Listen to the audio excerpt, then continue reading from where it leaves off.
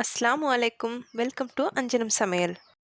இன்றைக்கி நம்ம பார்க்க போகிற ரெசிபி டீ கடையில் கிடைக்கக்கூடிய கஜடா. சிலவங்க கஜடான்னு சொல்லுவாங்க, ஆட்டுக்கால் கேக்குன்னு சொல்லுவாங்க. ஓகே, வாங்க இந்த ரெசிபி எப்படி செய்யலான்றதை பார்க்கலாம். மைதா 2 கப் எடுத்துக்கிறேன். ரவா 1/4 கப் சேர்த்துக்கிறேன். அரிசி மாவு 1/4 கப் சேர்த்துக்கிறேன். இப்போ சர்க்கரை 2 கப் சேர்த்துக்கலாம். கடைகள்லாம் அரைக்காமல் தான் சேர்ப்பாங்க சர்க்கரையை. நீங்கள் அரைச்சி சேர்த்துக்கினாலும் அரைச்சி சேர்த்துக்கலாம். நான் இன்றைக்கி சர்க்கரையை அரைக்காமல் தான் சேர்த்துக்கிட்டேன். ஒரு முட்டையை உடச்சி ஊற்றி சேர்த்துக்கிறேன். இப்போ நெய் 3 டேபிள் ஸ்பூன் சேர்த்துக்கிறேன்.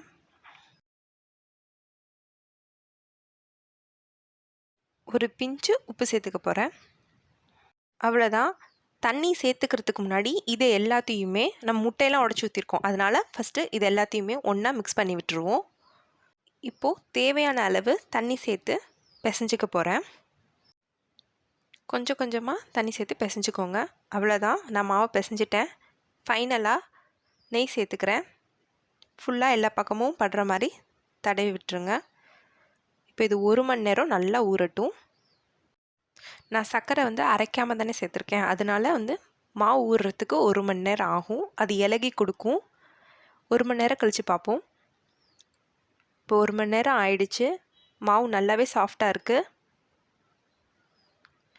இப்போது ஒரு கடாயில் எண்ணெய் ஊற்றிக்கிறேன். எண்ணெய் சூடானோனி மாவு எப்படி போடணும் அப்படின்றத காட்டுறேன்.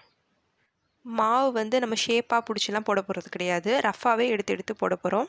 சின்ன சின்ன பீஸாக போட்டால் சீக்கிரமாக வெந்துடும். போடுறதுக்கு முன்னாடி கையில் நெய் தடவிக்கிட்டேன். நெய் இல்லாட்டி எண்ணெய் ஏதாவது தடவிட்டா நம்மளுக்கு ஈஸியாக எடுத்து போடலாம். மாவு ஒட்டாமல் வரும் கையில். இந்த மாதிரி ரஃப்பாக எடுத்து போட்டுக்கோங்க. நான் போடுறது எதுவுமே ஷேப் கிடையாது. பார்த்தா உங்களுக்கே தெரியும். இந்த மாதிரி ரஃப்பாகவே எடுத்து போட்டுற வேண்டியதான். அப்போ தான் டீ கடையில் உள்ள கஜடா, அதில் டீ கடையிலலாம் பார்த்திங்கன்னா நடுவில் ஒரு கோடு மாதிரி இருக்கும், அது வரும். நல்லா புரிஞ்சோனி பார்த்தா அந்த ஒரு கோடு மாதிரி வந்திருக்கும் பாருங்கள். அவ்வளோதான், டீ கடையில் செய்யக்கூடிய கஜடா ரெடி ஆகிடுச்சு. இந்த ரெசிபி செய்கிறது உங்களுக்கும் ரொம்ப ஈஸியாகவே இருக்கும்னு நினைக்கிறேன்.